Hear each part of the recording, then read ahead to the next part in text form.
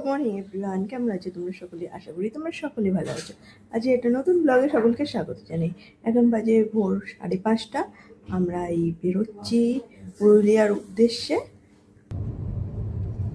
এখন আমরা হুগলি সেতুতে আছি, বিদ্যুৎ দিয়ে যাচ্ছি। আর মোটামুটি অল্প স্বল্প জ্যামও আছে রাস্তায়, দেখতে পাচ্ছি। এদিকে আমার ঘন্টু ঘুমোচ্ছে, এখানে ঘুমোচ্ছে না, জেগেই আছে, ঘুমানোর চেষ্টা চলছে ওনার। আমাদের ফার্স্ট হোল্ড কোথায় হবে আদিত্য? দেখছি, নয় মেদিনীপুর নয় ঝাড়গ্রাম। আচ্ছা, হুগলি সেতুর ওপর এই সকালবেলা পুরো ট্রাকের লাইন, পুরো দেখো, পুরো সকালে এত ট্রাক একসঙ্গে আমি মানে হুগলি সেতুতেই ফার্স্ট টাইম দেখছি। পূর্বর প্রচুরবার বেরিয়েছি, কিন্তু এত ট্রাকের লাইন এত তো ছিল না কোনোদিনই।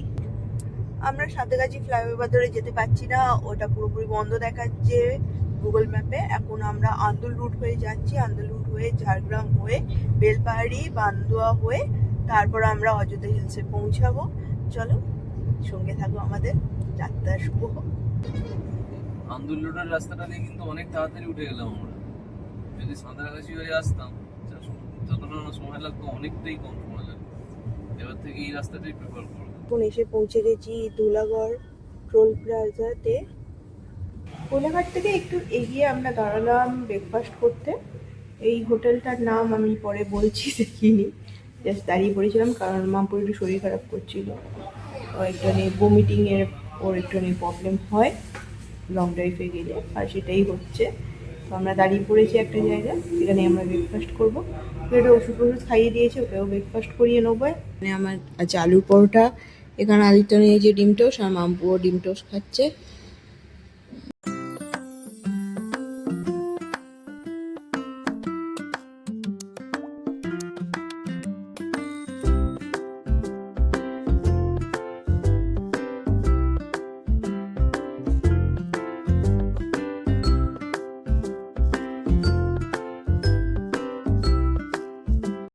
হোটেলটার নাম হলো হোটেল সন্দীপা হোটেল, যেখানে আজ আমরা ব্রেকফাস্ট করলাম।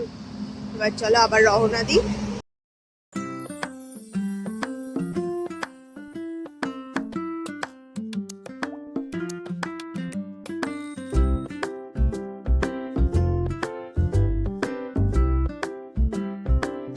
একটা মানে ট্রাইব থাকে আর কি, তারা হচ্ছে লোধা। তো সেখান থেকে নাম হচ্ছে লোধাশুলি। ওই ট্রাইবটার জায়গা এটা লোধাশুলি, আর ওটা জঙ্গলে থাকে ওরা। এই যে লোধাশুলির মোড়ে আমরা যাবো, ওখান থেকে বাঁদিকে গেলে সোজা রোহিণী বলে একটা জায়গা আছে, যাওয়া অব্দি পুরো ওদের এরিয়াটা। জঙ্গলটার নাম শালবনির জঙ্গল। আর এখানে পুরোপুরি সব জায়গায় লেখা আছে এলিফ্যান্ট করিডোর। এখানে যে কোনো মুহূর্তে আমরা হয়তো এলিফ্যান্ট দেখতে পাবো, তাই কি? হ্যাঁ, এলিফ্যান্ট আরো আগে গেলে আরো ডেন্স জঙ্গল। এটা তো তাও একটু শহর দেখতে পাচ্ছিস, একটু পরে পুরোটাই জঙ্গল। যাবে মামা কি করতে? জঙ্গলে কি করতে যাবে? হাতির বাচ্চা দেখতে? ও, বাচ্চাগুলোকে নিয়ে আসবি? নিয়ে এসে কি খাওয়াবি ওকে?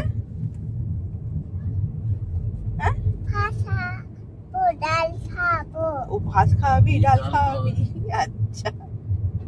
শীতকালের পাতা ঝরে যাওয়ার পর নতুন পাতা হয়েছে, একদম পুরোনো পাতা নতুন পাতার কালারের ডিফারেন্স হয়ে গেছে। সেই জন্যই মানে অরণ্য সুন্দরী বলা হয় ঝাড়গ্রামকে। একদম এই শহরে থেকে থেকে এই গ্রিন ব্যাপারটা দেখাই হয়, মানে কতটা আইসুদিং লাগে মানে এই কালার গুলোকে দেখতে। আমরা ঝাড়গ্রাম শহরের উপর দিয়ে যাচ্ছি। এই ওই দিকে গেলে ঝাড়গ্রাম রাজবাড়ি, ওটা দেখিয়ে দিই। রাজবাড়িটা এখানে দেখ, ক্রিকেট শেখানোর জায়গা আছে। আচ্ছা, তুমি ক্রিকেট খেলতে যাবে? এখন আমরা ঝাড়গ্রাম রাজবাড়ি দেখতে যাচ্ছি, নামবো না, দূর থেকেই দেখবো।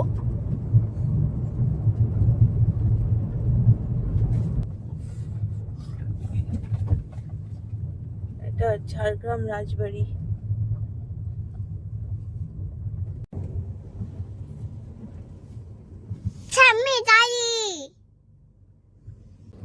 আমরা এখন ঝাড়গ্রামে দাঁড়িয়ে আছি। এখান থেকে একটুখানি ডিম সেদ্ধ কিনে নিয়েছি, কারণ এখান থেকে একদম ওই অযোধ্যা পাহাড় অব্দি নাকি হচ্ছে যতটা রুট ততটা আর কিছু পাওয়া যাবে না। সেই জন্য একটু ডিম সেদ্ধ, একটু বিস্কুট আর আখের রস দেখতে পেয়ে গেছে বাম্পু, সেই জন্য আখের রস খাবে, সেটাও কিনতে পাঠিয়েছি আদিত্যকে। ও এখন বিস্কুট খাচ্ছে। একটু অল্প অল্প কিছু খেয়ে নিক, নাহলে আবার কিছু পাবে না, খিদে দেওয়া তখন পেট চুচু করবে। আমাদের পৌঁছতে পৌঁছতে 1:30 বেজে যাবে হয়তো। দেখা যাক কটায় পৌঁছাই। তো আলু এখানে বাবা, পুরো হচ্ছে বস্তা বস্তা করে গাড়ি গাড়িতে আলু। দেখো পুরো বস্তা বস্তা গাড়ি গাড়িতে আলু। এখান থেকে এরা সব দাঁড়িয়ে আছে।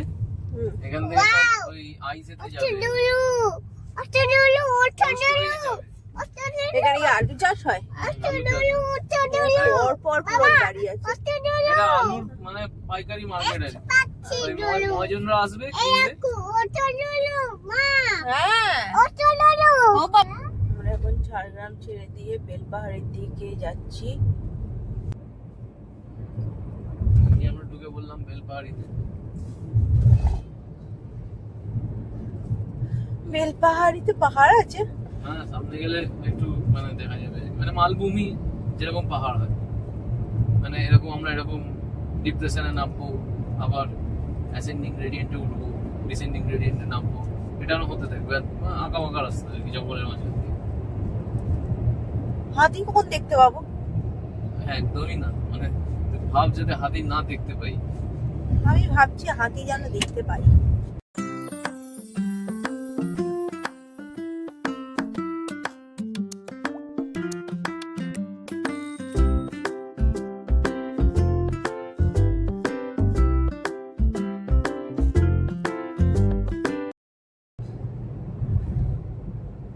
সুন্দর রাস্তাঘাট, আর চারদিকে তো কোনো জঙ্গল, আর মাঝে মাঝে ওই যে দূরে আরেকটা দুটো বাড়ি, ছোট ছোট গ্রাম। ওই রাস্তাটা কতটা উঁচু, পুরো আপ হিলে যাচ্ছি, এবার ডাউন হিলে নামবো। হেভি লাগছে কিন্তু জায়গাটা।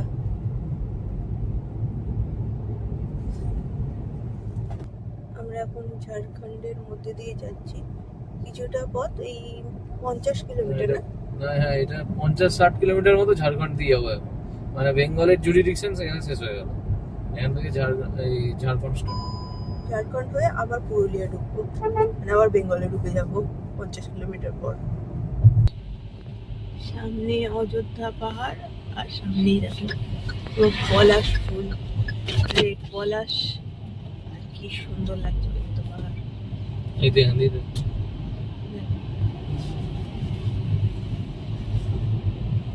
আর রাস্তা তো কথাই নেই, দারুণ রাস্তা।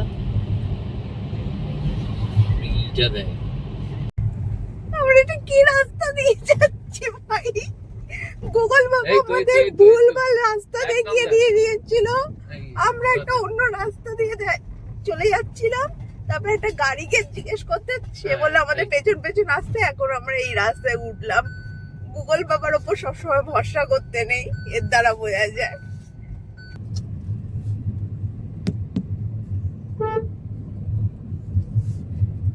দিকগুলো দেখ, ড্রাইভিংটা দেখ।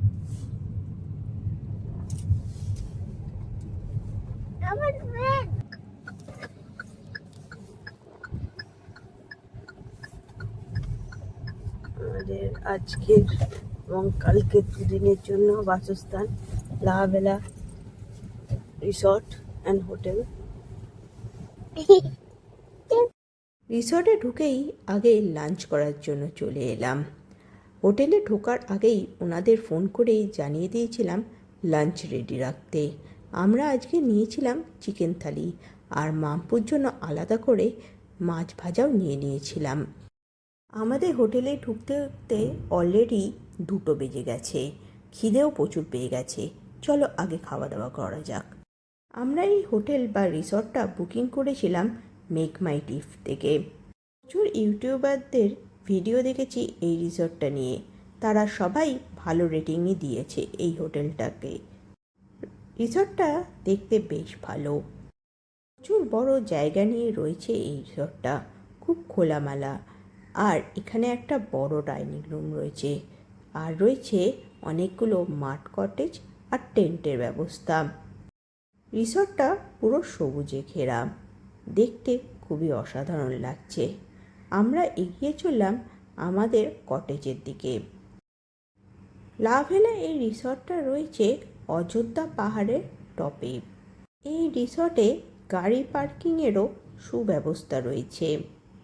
আমরা এখানে মাড হাউস বুক করেছি, সেই দিকে যাওয়া যাক। ছটা মাড হাউস আছে, আর আমরা মনে হয় পেয়েছি একদম লাস্টেরটা, যেটা এখানকার সব থেকে ভালো ভিউ রুম। সেটা সামনে এরকম ভাবে বসার জায়গা আছে। ও বাবা, ওখানে একটা দোলনাও আছে। আর ওখানে মনে হয় ধানের কিছু একটা চাষ হচ্ছে, ধান নয়, সেটা চাষ হচ্ছে।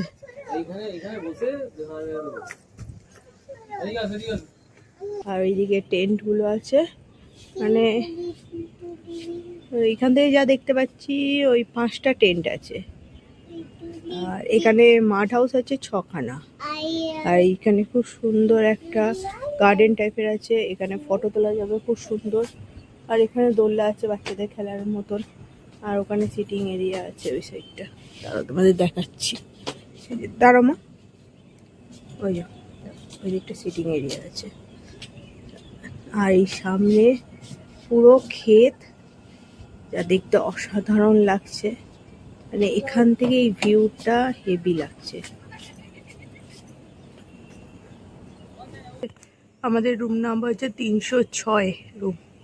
এখানে দুটো বসার চেয়ার দিয়েছে। চলো ভেতরটা গিয়ে দেখি। ভালোই বেড বড়। এখানে একটা সাইড টেবিল আছে, এসি আছে। বাহ, পুরোনো দিনের পুরো, দেখ না? হ্যাঁ, মানে ওই খড়খড়ি টাইপের, যে টালি দিয়ে ঘড়িও রয়েছে এখানে। আর এখানে একটা টেবিল, ভালোই। হ্যাঁ, একটা হচ্ছে ওইদিকে হচ্ছে আছে, আলমারিও আছে। বাথরুমটা দেখি। ছবি তুলতে বলছে তাই, ওয়াশরুমটাও বেশ ভালো, বড়ই, পরিষ্কার পরিচ্ছন্নই আছে। বাইরের ওয়েদারটা খুব সুন্দর, খুব মেঘলা ওয়েদার, ক্লাউডি, কিন্তু হচ্ছে মেঘ ডাকছে কিন্তু বৃষ্টি হচ্ছে না। খুব ভালো লাগছে জায়গাটা, বেশ পছন্দ হয়েছে আমার এই জায়গাটা আজকে। আর এই যে আমার ঘন্টাটা দেখো, আমার পেছনে আমরা বসে আছি মাঠ হাউসের সামনে সিঁড়িতে, দুজন মিলে। এরকম বিদ্যুৎ চমকাচ্ছে, বাজ পড়ছে, কিন্তু হচ্ছে মেঘ ডাকছে, কিন্তু বৃষ্টি হচ্ছে না।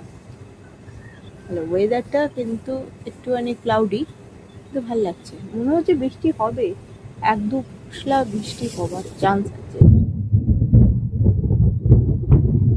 দেখেছো মামা কি জোরে জোরে ডাকছে? হ্যাঁ, বৃষ্টি হবে, বৃষ্টি হবে। ঘরে চলো, ঘরে চলো, ঠান্ডা লেগে যাবে, ঠান্ডা লেগে যাবে। ঠিক আছে, বৃষ্টি চলে যা, বৃষ্টি চলে যা, বৃষ্টি চলে যা, বৃষ্টি চলে যা। বৃষ্টি চলে যাবে কেন? বৃষ্টি আসবে বলছো, চলে যাবে? আসো। বৃষ্টি ভালো লাগে না বৃষ্টি? বৃষ্টি চলে যা। দেখো এদিকে আকাশটা কিরকম মেঘলা করে এসেছে, পুরো কালো করে এসেছে। আর এর বাবার সঙ্গে এখন যাচ্ছে দোলনা চড়তে। এই তুই এত বাচ্চা মেয়ে সিসতে কি করে বসবি?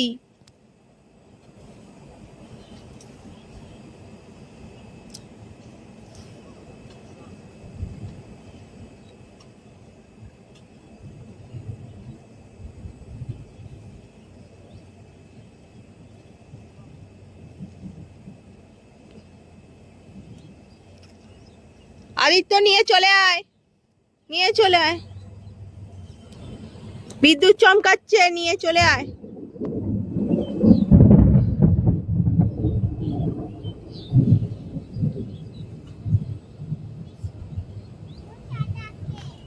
কালকে চড়বে মা, কালকে। কালকে চলবে, আমরা সারাদিন আছি। কিছুক্ষণের মধ্যেই বৃষ্টি শুরু হয়ে গেল।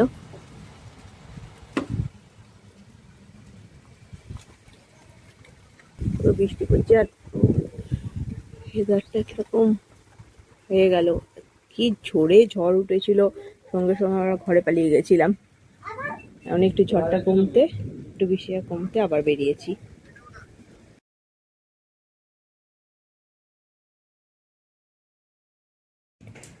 পুরুলিয়া এসে আমাদের খুব বাজে এক্সপিরিয়েন্স হচ্ছে। এখানে প্রচণ্ড ঝড় বৃষ্টি হচ্ছে এবং যে মাড হাউসে আমরা আছি সেই মাড হাউসের উপর থেকে বিভিন্ন জিনিসপত্র পড়ছে, মাঝে মাঝেই খাট পুরো নোংরা হয়ে গেছে। এই ওপর থেকে নাকি জিনিস পড়ছে, মাঝে মাঝেই কারেন্ট চলে যাচ্ছে। কি যে হচ্ছে বুঝতে পারছি না, একবার করে কারেন্ট যাচ্ছে, একবার করে কারেন্ট আসছে। আর আমার মেয়ে তো একটু ভয় ভয় খেয়ে টুপি পরে বসে আছে, একটু ভয় পাচ্ছে সে। কারণ এরকম তো আগে কোনোদিনও দেখিনি যে মা যায় বা কিছু হয়, সেই জিনিসগুলো তো মাম্পু আগে দেখিনি। আর এখানে এসে মানে আসছে যাচ্ছে কারেন্ট, আর এরকম করে ওপর থেকে জিনিস পড়ে যাচ্ছে। কি বিরক্ত লাগছে জানেন না। যখন এবার পুরুলিয়া আসবেন একটু সাবধানে ঘর বুকিং করবেন। এই হোটেলের রিভিউ আমরা দেখে বুকিং করেছিলাম, ভালো রিভিউ ছিল, কিন্তু এসে এরকম অবস্থায় করবো বুঝতে পারিনি। বৃষ্টি হওয়া অবস্থায় এখানে কোনো রিভিউ ছিল না, কিন্তু বৃষ্টি হওয়া অবস্থায় এখানকার রিভিউ খুব বাজে। আমি বলবো আমার কাছে খুব বাজে রিভিউ পাবেন, কারণ কটেজগুলো ওয়েদার প্রুফ নয় এবং ওপর থেকে বিভিন্ন ঘাস ফাস পড়ছে। ওরা ওপরে কিছু একটা ঘাস দিয়ে রেখেছে ফর প্রোটেকশন, সেগুলোই পড়ছে এবং আমার খাট ফাট পুরো হতে গেছে। মানে কি আমার মেয়ের গায়েও পড়ে গেছে। মানে আসার পর থেকেই ঝড় বৃষ্টি শুরু হয়ে গেছে। আমি জামাটাও চেঞ্জ করতে পারিনি, কারণ কারেন্ট 10 বার চলে যাচ্ছে। এক এক সময় ভাবছি হচ্ছে হোটেলটাই চেঞ্জ করে নিই, কিন্তু এখানে আমাদের হচ্ছে খুব বাজেভাবে ফেসে গেছি। বাইরে প্রচন্ড ঝড় বৃষ্টি চলছে।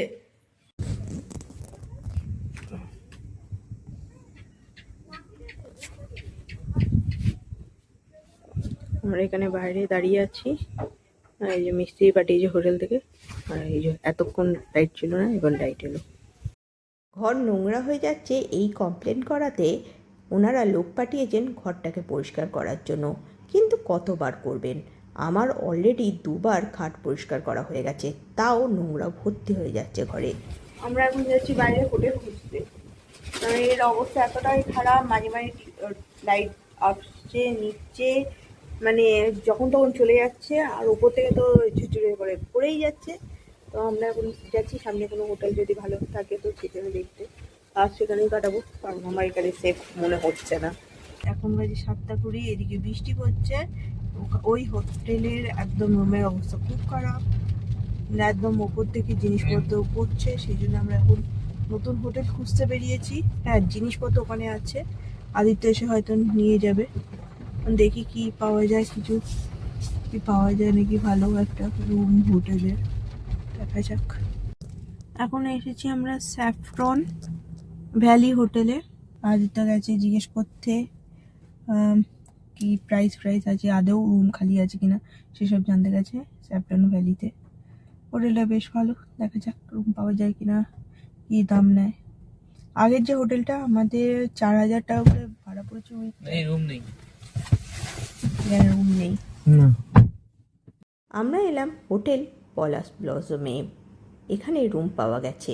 এত ঝড় বৃষ্টি হচ্ছে যে আমাদের ওই হোটেলটা ছেড়ে দিয়ে, ওই রিসর্টটা ছেড়ে দিয়ে আমাদের একটা হোটেল নিতে হলো রাত্রির জন্য।